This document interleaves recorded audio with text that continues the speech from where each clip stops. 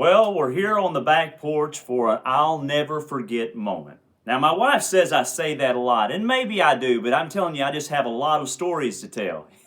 You're probably already on the computer trying to figure out where in the world Shaun got that awesome new camo pattern he's got on.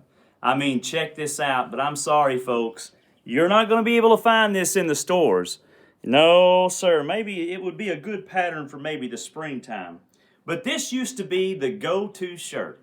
I mean, I had the threads at one time. I had the shirt, I had the belt, I had the kind of the baggy pants. I even had a buffalo hide jacket with fringe off the sleeves that every time I would pop my arms, man, it was just electrifying. Take my word for it. But anyway, so when my wife and I started dating, she really had her work cut out for her. Because I thought I was styling and profiling. Let me tell you what, I mean, I had the threads, I had the hair, not so much anymore maybe, but it was always combed, dyed, laid to the side, you know what I'm saying? But anyway, so she was very creative in a lot of ways to try to get my style back in line, I guess you could say. So, like for this shirt, for example, I found it in the bottom of a drawer. The other night I was in the basement and I was putting away some hunting gear. Come across this shirt and I was like, oh man, I haven't seen that thing in so long. And then I started looking for the belt. Oh, the belt. Remember those woven belts? Yeah, that's right. Back in the 80s, why aren't they still in style? I can't imagine why not. But this belt and I had some kind of relationship now. I mean, I wore it with everything. Dress clothes, blue jeans, it didn't matter. So she knew that, boy, it was going to be hard for me to part with that belt. Let me tell you. So she got creative, and I'll just show you what she did. So here's what she did. She encased the belt in a shadow box. Check it out, folks. Oh my goodness, look at this. Behold the belt. I mean, and not only that, when she locked it up in the shadow box and got this idea, she wrote a poem for it. I'll read you the poem. It says, Ode to the Woven Belt. Ode. I think that's French. Anyway, it says, O woven belt, you're one so hip on my hip, you kept my pants from taking a dip. Your soft dark threads woven so tight, everyone claimed they've never seen such a sight. Nearly 6 feet long, oh yeah, from beginning to end, you became my new best friend. The way you went through the buckles and then looped around, back through the loop was the home that you found. Oh, there was no need for a wingman to catch the eye of a girl. No, sir. One look at you, and it would send their mind in a whirl. For years you filled the space in the loops of my pants. But now a sad day arises as my friends take this stance. She kind of got my friends involved in it when I got this shadow box here. Your new home from my hips to the wall. This is where your bounty can now be seen by all.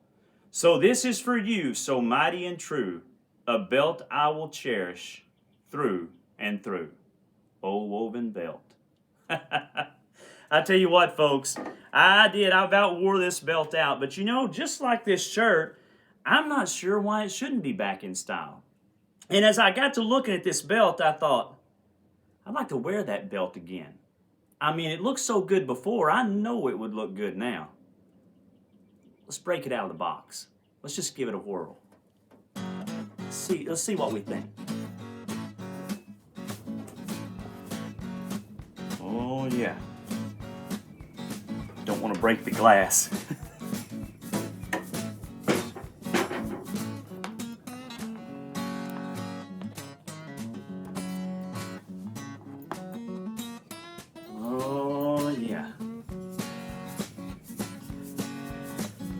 That is what I'm talking about.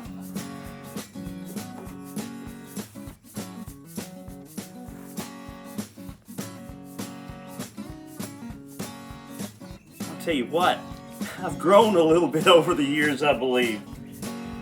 I can remember this belt being a lot longer. Oh, look at here. Oh, yeah. Pow! Check it out. Doesn't that look good? Oh, how comfortable. Hello, old friend. It's been a long time, you're just as lovely as you used to be. Don't you think? I tell you what, fads come and go, don't they? You know what's in today may not be in tomorrow. Whether it's clothes or whether it's vehicles, they come and go.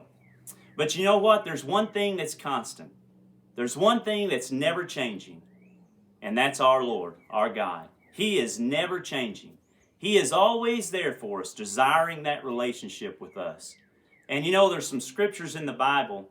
One is in Malachi 3 and 6 that says, "For I am the Lord, I change not." And in Psalms 102:27 it says, "But thou art the same, and thy years shall have no end." And in Hebrews 13 and 8 it says, "Jesus Christ is the same yesterday, the same today, and the same tomorrow." Man. And in James 1 and 17 it says, "Every good gift," this is one of my favorites, "and every perfect gift is from above, that cometh down from the Father of lights, with whom is no variableness, neither shadow of turning," which means He never changes. Isn't that awesome? God's desire for a relationship with us is constant. You know, and as Christians, that should be our desire with Him as well. But you know, we often drop the ball, don't we? We often drop the ball with that because we have good intentions. I am the same way. I get busy from day to day. I get busy and I get up in the morning, and sometimes, you know, I'm guilty of saying a quick prayer and thinking, man, I'll break open the Word later, and then life happens, it gets busy, and next thing I know, I'm about to go to bed. You know, and I didn't make it intentional that day. And then the same thing happens the next day. And then before I know it, sometimes by the end of the week, I'm thinking, man, I just didn't spend enough time with the Lord. But He is always there, ready for me to return. And I'm glad to know that He never changes. So, wow. He never goes out of style, does He? Kind of like this shirt, you know? Well, maybe not exactly like this shirt, but this is a good style, I'm thinking. The shirt, the belt. I'll tell you what, this baby might not go back in the box. What are you doing? I'm bringing back the belt. You don't need to bring that belt back. I tell you what, I'm bringing it back, baby.